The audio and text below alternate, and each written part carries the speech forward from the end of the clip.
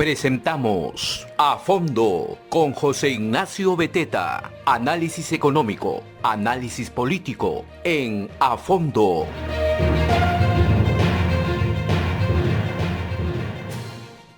Hola, muy buenos días, soy José Ignacio Beteta, conductor de A Fondo. Gracias a la Red de Comunicación Regional. ¿Cómo están todos? Espero que bien de salud. El día de ayer han salido otra vez reportajes, videos acerca de las mafias de Perú Libre en el gobierno regional de Junín, pero además se ha evidenciado ya en el fin de semana, digamos, y 5 días después de la toma de mando, cuáles son las estrategias y cuáles son un poco los derroteros que va a marcar el Partido Perú Libre y el señor Pedro Castillo, de los cuales ahora hay que hablar como una sola cosa, aunque evidentemente la izquierda moderada y ciertos grupos más progresistas quieran separar todavía a Castillo de Cerrón, porque tienen la esperanza de que Castillo se pliegue a ellos, ¿no? O sea, la izquierda moderada, la izquierda progresista lo que quiere es separar a Cerrón y a Castillo, porque de alguna manera anhela, sueña, imagina, ¿no?, que si Cerrón es separado de Castillo, los mafiosos que rodean a Castillo son separados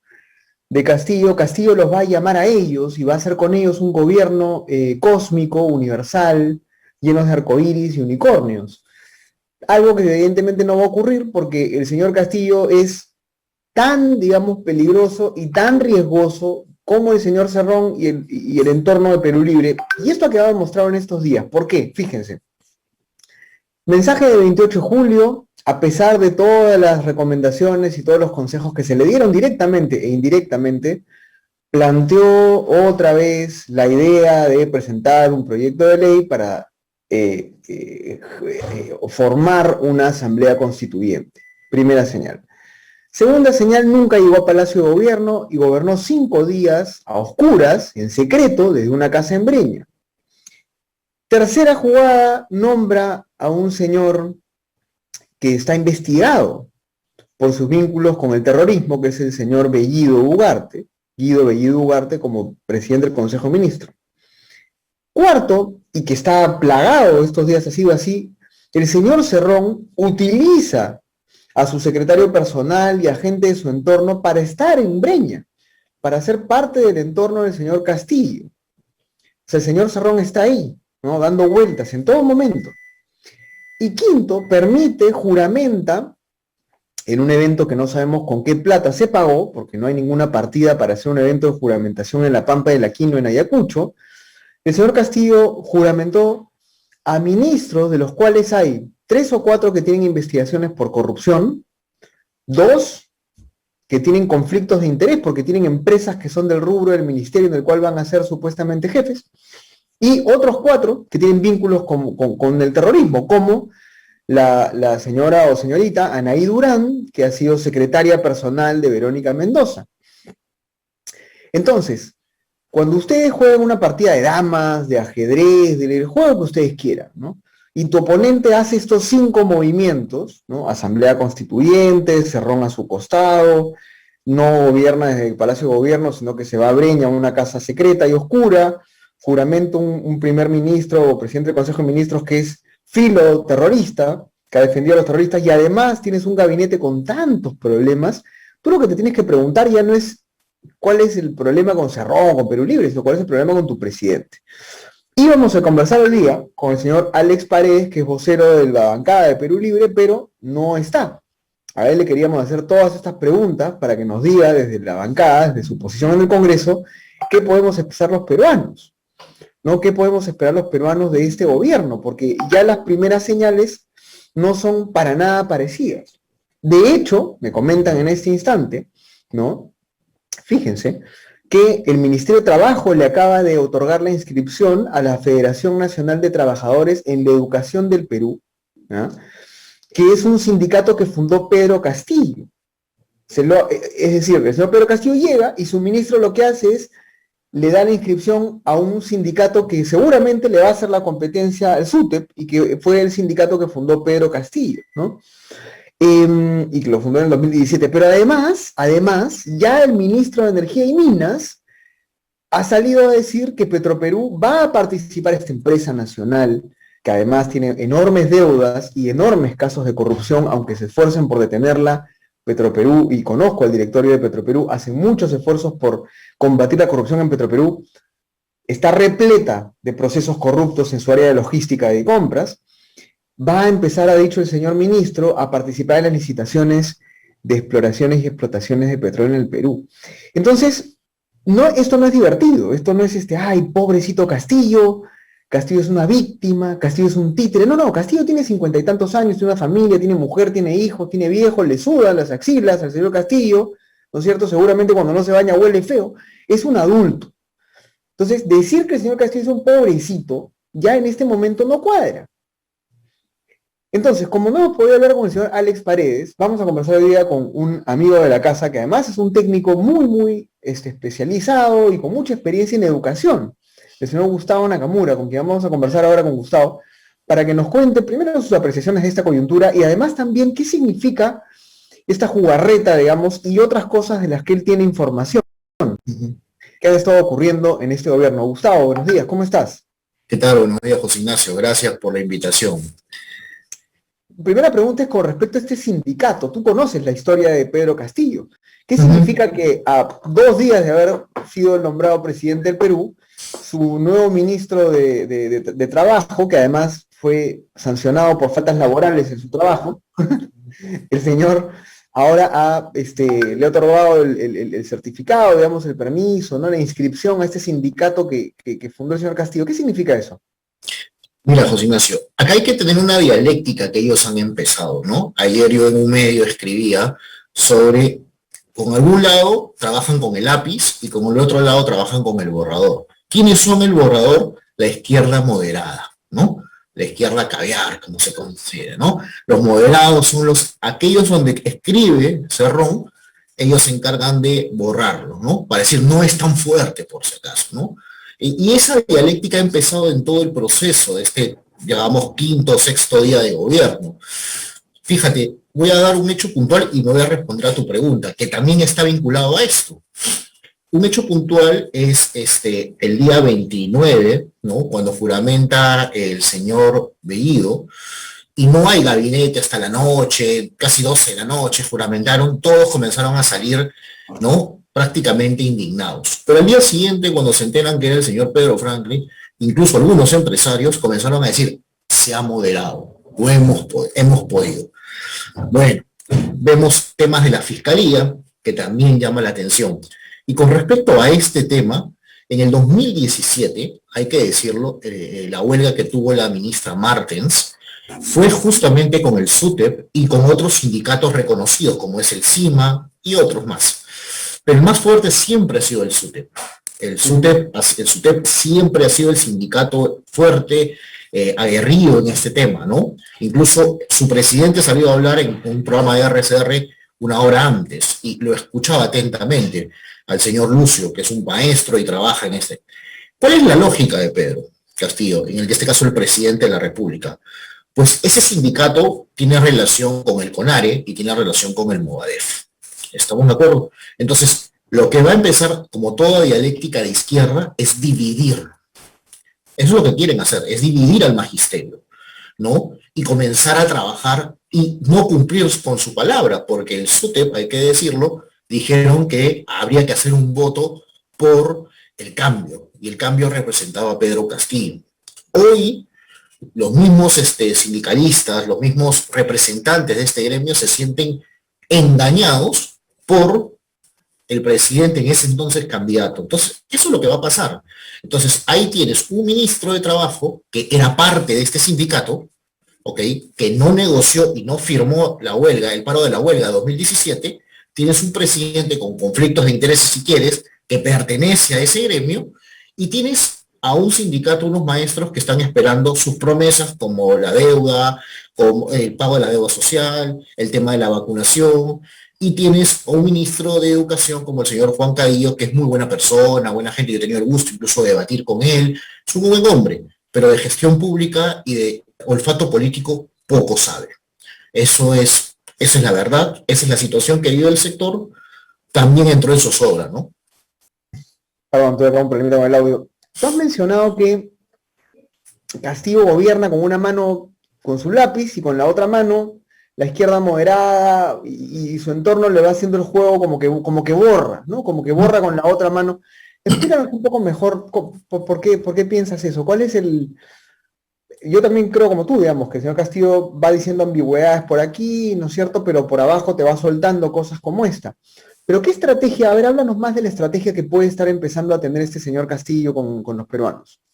Yo creo que la estrategia es clara, ¿no? La estrategia es sí cerrar el Congreso, está clarísimo. El Congreso es el único bastión que se tiene para medianamente no ir a una asamblea constituyente. Y digo medianamente porque en la medida que Pedro Castillo no ejecute el tema de la publicidad estatal, que lo dijo que iba a regularla, iba a ir para las regiones, si eso lo modifica y comienza a repartir otra vez publicidad, y toda la parafernalia comienza a recibir sus millones, no te queda la menor duda que será el Congreso obstruccionista nuevamente que trabajará y será esa narrativa. Y con esa narrativa van a ir a buscar que no les den la confianza, ¿no? Van a presentar el proyecto de ley del cambio constitucional y así van a seguir en esta estrategia. Hasta que al final, bueno, él pueda disolver el Congreso. ¿Qué estrategia tendrá el Congreso? No lo sabemos. Hemos escuchado algunas ideas por ahí de diferentes congresistas. Ojalá que haya una unidad, ¿no? Porque en realidad es el único momento, ahorita el único bastión que tenemos para defender el tema de libertad y democracia. Ya cercanamente tenemos las regionales y municipales, en octubre del próximo año, que también es un lugar donde se va a jugar un partido importante en el Perú. Yo creo que esa es su estrategia, simplemente está claro. Ellos nos dijeron, nunca negaron que iban a hacer estas cosas. Allá están los que en la campaña dijeron, no, eso no es posible, nosotros lo vamos a manejar, ¿no? Y aquellos empresarios que le creyeron a los moderados, que en realidad son los morados, ¿no? Eso hay que decirlo, eso es lo que ha pasado. El Partido Morado ha sido el garante de toda esta historia. Y hoy tienen 3 congresistas y bueno, pero sí tienen un gran aparato, un establishment muy fuerte contra que el Pedro Castillo y el señor Vladimir Cerrón están en contra. Acuérdate que ellos siempre decían los Chicago Boys y todo esto, ¿no? Entonces yo creo que la situación es compleja, pero como digo, la izquierda moderada va a intentar borrar para comenzar a tener el poder realmente y al final sean ellos los que gobiernan. No ganan elecciones, pero sí gobiernan. Ahora, en esta línea, y ahondando en tu estrategia, no solamente, lo que has comentado, la estrategia de Castillo, no solamente hay un tema de intenciones con la Asamblea Constituyente y evidentemente de manejar y tratar de apagar la potencial oposición del Congreso, sino también ayer, por ejemplo, nos contaban y nos confirmaron desde el sector público que los ministros que ha elegido el señor Castillo prácticamente en 3-4 días se han bajado a toda la alta dirección de los ministerios, incluyendo directores, jefes, lo cual es muy extraño, totalmente inaudito, porque generalmente cuando un nuevo ministro llega, se queda con el secretario general, se queda con el jefe de la OGA, o sea, se queda con mucha gente, porque esos 4 o 5 primeros meses son meses de transición en donde el ministro busca ver qué había pasado, cuáles eran los proyectos en curso, cómo se manejaban las cosas. ¿Qué piensas sobre esto? Mira, es una total irresponsabilidad hacer eso, sabiendo que el presupuesto para el próximo año se cierra en el próximo mes, entonces que tiene que negociar en el Congreso. Aquellos técnicos, nos guste o no nos guste, más allá de la línea política son los técnicos que estaban, ¿ok?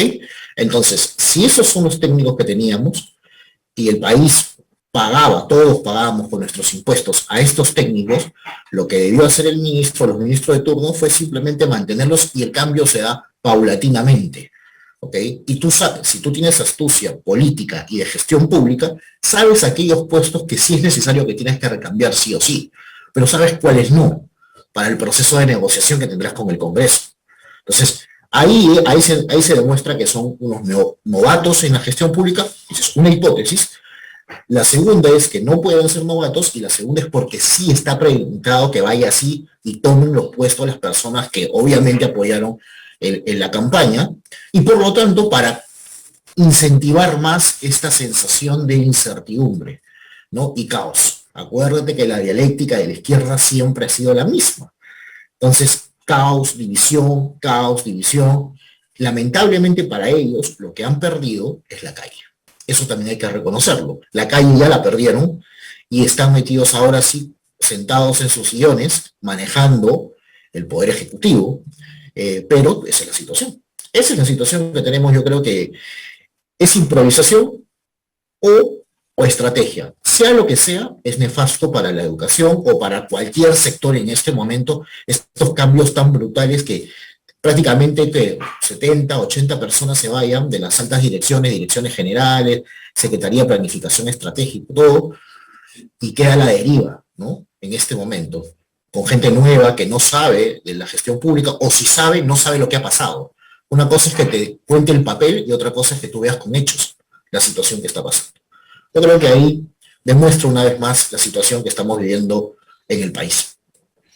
Última pregunta. En el hipotético caso, digamos, de que esto continúe así, con estas medidas ya de acoplamiento de la burocracia, de implementación de regulaciones o de políticas públicas que son anti-empresa, anti-institucionalidad, que van en contra, digamos, de un eficiente gasto público con la plata de los contribuyentes, etcétera, etcétera. ¿Qué debería hacer el Congreso? Hay planteamientos que dicen, no, mira, el Congreso tiene que vacar a Castillo, denegar la confianza. Hay otros que dicen, no, el Congreso tiene que darle la confianza a este gabinete para que metan la pata a ellos, para luego interpelar, censurar, hacer control político. Cuéntanos un poco cuál es tu opinión al respecto.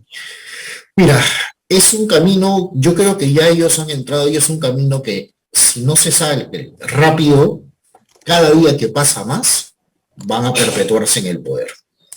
Eso es por una tesis o una hipótesis. Pero también es cierto que el Parlamento no es todopoderoso. También hay que decirlo, tiene sus 2 balas, como dicen, de plata, y esas 2 balas de plata tiene que saber utilizarla. Yo particularmente pienso que lo que sí se tiene que hacer es regular el tema de la confianza, modificar, hacer ese cambio rápidamente el tema de la confianza y el tema de la vacancia, ¿ok? Para ser equitativos y jugar limpio, como se dice. Una vez que eso es regulado, comiencen a trabajar sobre los planes que se tienen. Yo creo que te quedan 30 días, algunos han dicho que ya ahorita van a comenzar a trabajarlo, ¿no? Y bueno, perfecto, si esa es la estrategia. Yo particularmente pienso que el Congreso lo que tiene que hacer es sí acercarse a una vacancia, pero probablemente no se tengan los votos. Te lo digo, de repente el 29 de la noche se tenían los votos porque habían los moderados que sí estaban indignados, pero ya con Pedro Franklin en el Ministerio de Economía y Finanzas no van a perder esas consultorías jugosas. Y sobre eso su voto es a favor del gabinete por la gobernabilidad. Eso es lo que van a decir. ¿Tú crees realmente que, a ver, porque esto es un tema ya psiquiátrico, ¿no? Es un tema patológico, digamos. O sea, ¿tú crees realmente que la izquierda moderada que gritaba y aullaba efectivamente el 29-30 de julio por Bellido en el gabinete, ahora esté más tranquila y haya cambiado de opinión por Franke en el Ministerio de Economía y Finanzas? Te lo pregunto quizás retóricamente, pero ¿por qué? ¿Por qué crees eso? Porque es curioso, porque date cuenta, el mensaje fuerte que se dio el 29 indignados, cuando entra Franklin comenzaron a moderar su discurso. Algunos desaparecieron y no tenían megas, ¿no? Como dicen en las redes sociales, ¿no? Se reían, oye, regálales megas a tal o tal político. Pero se han comenzado a moderar, curiosamente. Curiosamente se han comenzado a callar porque saben lo que se les viene. En ese sentido, bueno, conviene que prácticamente lo tienen ajustado al señor Castillo, con sus votos de las bancadas moderadas, de la bancada o mini bancada o grupo parlamentario, que ahora Somos Perú y el Partido Morado, que son uno solo, en teoría, unido por qué ideal, no sabemos, pero por la gobernabilidad, siempre dicen ellos. Entonces, fíjate, con esos votos, el Congreso no puede llegar a la vacancia y le salva la vida a Pedro Castillo. Es muy fuerte el poder que están teniendo en este momento, ¿eh? O sea, entonces, y con Pedro Franklin adentro, con las consultorías que puedan venir, tanto en los diversos ministerios, van a estar tranquilos. Van a estar tranquilos y los van a tener, como dice, la sartén por el mango. Desde su punto de vista. Entonces, no digamos, ¿no? El poder de estos pequeños grupos, por más que sean minoritarios, muy pequeñitos además, es que son el voto, digamos, justamente dirimente, ¿no? El que va a poder voltear la partida por los 87 votos que se necesitan para hacer reformas constitucionales o para poder votar al señor Castillo. De acuerdo. Bueno, gracias, Gustavo. Ha sido un gusto conversar contigo como siempre. No, gracias. Estamos en contacto. Y que te vaya muy bien hoy día. Hemos estado con Gustavo Nakamura, ¿cierto? Director del Centro de Innovación en Políticas Públicas y también especialista en temas de políticas públicas y educativas, conversando acerca de la coyuntura Y ahora vamos a tener nuestra sección Entérate Perú con Lucero Martínez, analista del proyecto La Tribu, para ver ya temas más referidos a microempresa, impuestos, trabajo, reactivación de la economía y manejo también de la pandemia, ¿no? Porque entre todos estos ruidos y problemas políticos, lo más importante sigue siendo tener trabajo, llevar el pan para casa. Ya está con nosotros Lucero. Lucero, ¿cómo estás? Muy buenos días. Hola José Ignacio, buenos días. ¿Qué tal? Cuéntanos, ¿qué tema nos tienes para hoy? Justamente lo que estabas comentando del tema de los desafíos que tiene Castillo para el corto y mediano plazo, relacionado con el tema de reactivación económica, vacunación, que van de la mano, ¿no? Si no se avanza en el proceso de vacunación no se va a poder tener la reactivación económica y en ese caso necesitamos que se avance con las vacunas, pues el 20% de la población nada más está vacunada, centrarse en que lleguen las vacunas a las regiones que están más retrasadas también y hacer una campaña contra las antivacunas, ¿no? Porque vemos que mucha gente no está regresando por su segunda dosis. Eso como primer aspecto que va a permitir también el retorno a clases de manera presencial, pues al considerar a los profesores va a poder permitirlo. Y otros dos puntos importantes es el cumplimiento del Estado con sus principales obligaciones, ¿no? De provisión de servicios públicos, salud, educación, agua y alcantarillado, y tratar de reducir la brecha que tiene nuestro país. Hemos visto a nuestros ministros que han juramentado por un proceso refundacional del país, cuando lo que se necesita es una reforma, pero del Estado, desde dentro, para que puedan cumplir bien con sus funciones. Eso, y también que va parte de la reactivación económica, es el hecho de que le quede claro a los agentes económicos cómo se va a proceder, tanto al inversionista más grande como a la persona ciudadano de pie, porque lo va a ver reflejado uno en sus inversiones y el otro en los precios a los que compra sus bienes. Entonces, es necesario que quede claro cómo se va a manejar la economía de nuestro país y que ya los ministros empiezan a dar señales de cuáles van a ser sus primeros movimientos, ¿no? En cada una de las carteras. De acuerdo. Pregunta ya para los microempresarios, ¿no? ¿Qué deberían hacer ahora, a tu parecer, Lucero, en esta etapa tan difícil de coyuntura, de ruido político, los microempresarios, los ciudadanos, los contribuyentes, con el tema del dólar? Está subiendo un montón, se ha mantenido arriba, y claro, esto preocupa porque hay gente que tiene deudas en dólares, tiene inversiones en dólares. ¿Cómo está la cosa con el dólar? Probablemente el BCR va a tener que intervenir nuevamente para poder tratar de estabilizar, pero por un tema de incertidumbre va a seguir aumentando o se va a mantener por lo menos en ese rango. Lo cual a la familia se le va a seguir afectando en cuanto a los bienes de su canasta que conforman su canasta básica. Porque esto no se va a poder controlar de un día a otro, mucho menos si por un lado escuchamos la propuesta de no se va a nacionalizar, no se va a controlar, y por el otro la propuesta va por esa vía. Entonces, mientras que no se tenga una ruta clara, no se va a poder mejorar para nada en ese aspecto. Y en cuanto a los inversionistas, los empresarios y las MIPES, bueno, los inversionistas se van a mantener. Lamentablemente no van a hacer inversiones considerables ni importantes por el momento, por la situación en la que estamos. Y las MIPES son las más afectadas en cuanto a las deudas que tienen, si es que las tuvieran en dólares. Y también por un tema de que, a ver, si el grande no invierte, el mediano tampoco lo va a poder hacer. Entonces, ¿por qué no? Va por un tema de cómo es la pirámide económica o cómo se distribuye la economía del país. Entonces, de todas maneras, si uno se afecta, se van a ver afectados todos. Entonces, lo primero que se necesita son señales claras por parte del Premier, por parte del ministro de Economía y por parte de Castillo también, ¿no? Excelente. Muchas gracias, Lucero. Ha sido un gusto tenerte con nosotros como siempre. Lucero Martínez, analista, investigadora del proyecto La Tribu, que se maneja también con la Asociación de Contribuyentes y desde piensa.p. Muchas gracias, Lucero. Cuídate. Muchas gracias, José Ignacio. Invitarlos a revisar toda esta información en las redes sociales de La Tribu Peruana en Facebook, Twitter, Instagram y también en las columnas de Piensa P todos los miércoles. La Tribu Peruana en redes sociales. Excelente. Y gracias a ustedes por estar con nosotros el día de hoy. Ya por nuestro lado, digamos, ha terminado también este programa. Soy José Ignacio. Que les vaya muy bien. Cuídense mucho. Hemos presentado A Fondo con José Ignacio Beteta.